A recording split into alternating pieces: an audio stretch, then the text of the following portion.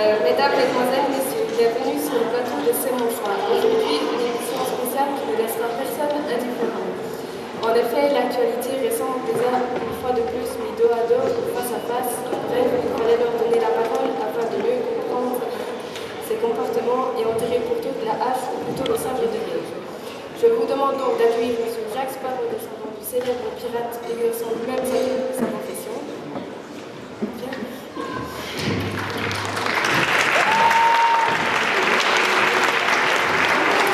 Et Marie Tudor, descendant direct de celle qu'on appelle la Belle au bois dormant, princesse de Saint-Royal.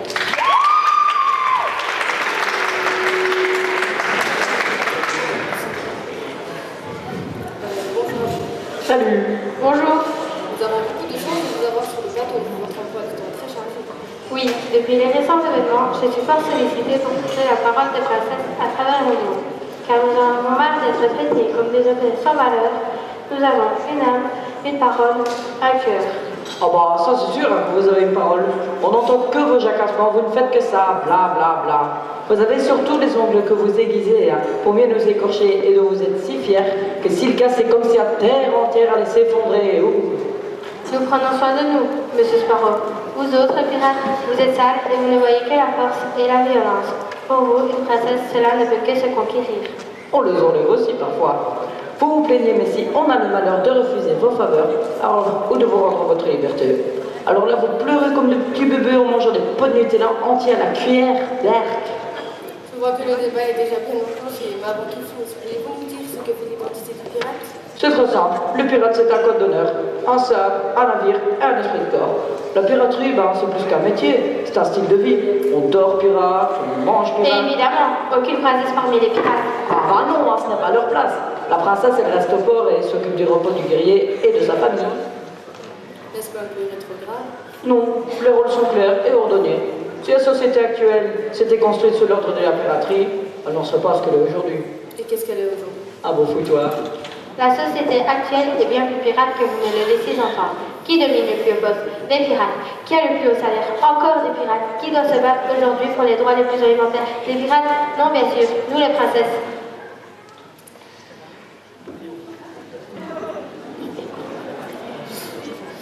Écoutez, je crois que nous mélangeons un peu tout. Excusez-moi, mais il est important que toutes les princesses du monde s'unissent pour que cesse le règne de la piraterie.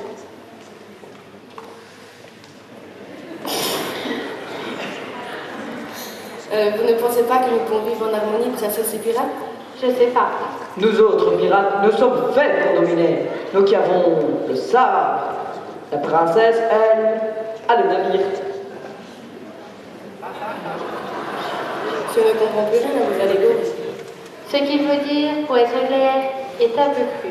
C'est que selon lui, ils ont un sexe conquérant, nous avons un réceptacle. Ce qui est vrai anatomiquement parlant. Mais tout l'érotisme vient de ce qu'on en joue. D'accord, mais qu'est-ce qui justifie la guerre perpétuelle entre les pirates et les princesses? Depuis la nuit des temps, les pirates se rendent de leur attribut. Tout tourne toujours autour de lui, alors que vous l'avouerez, ce n'est pas très joli, ça m'andouille, et ce n'est pas pratique du tout pour prendre les poussières. Ça ne sert à rien. Moi, je tiens à m'insurger contre une loi qui dit que la princesse doit fournir le lait à leurs enfants. C'est du pipeau, des fake news. Tout le monde sait que le lait vient de la vache, voire de la chèvre, ou au pire du soja. Mais en aucun cas de la princesse. Essayez d'en trouver au rayon frais de votre supermarché, il n'y en a pas. Donc, qu'on arrête avec cette idée préconçue que la princesse doit s'arrêter de travailler pour nourrir ses enfants. T'es pipeau, t'es juste une grosse paresseuse. Je ne répondrai pas à cette attaque ici, ce qui souligne bien le niveau de réflexion de ce cher Monsieur Sparrow. Excusez-moi, Madame Tudor, les mots ont dépassé ma pensée. C'est souvent votre problème, à vous, pirates. Vos mots, vos gestes, c'est pas vos pensées, et vous croyez qu'un seul mot d'excuse, tout va s'arranger. Je ne peux pas me porter garant de tous mes congénères.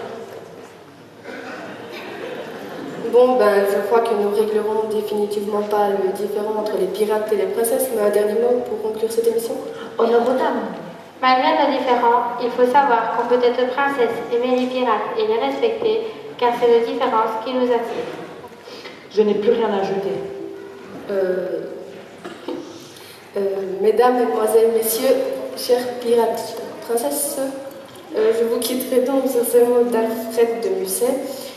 Tous les hommes sont menteurs, inconstants, faux, bavards, hypocrites, orgueilleux et lâches. Toutes les femmes sont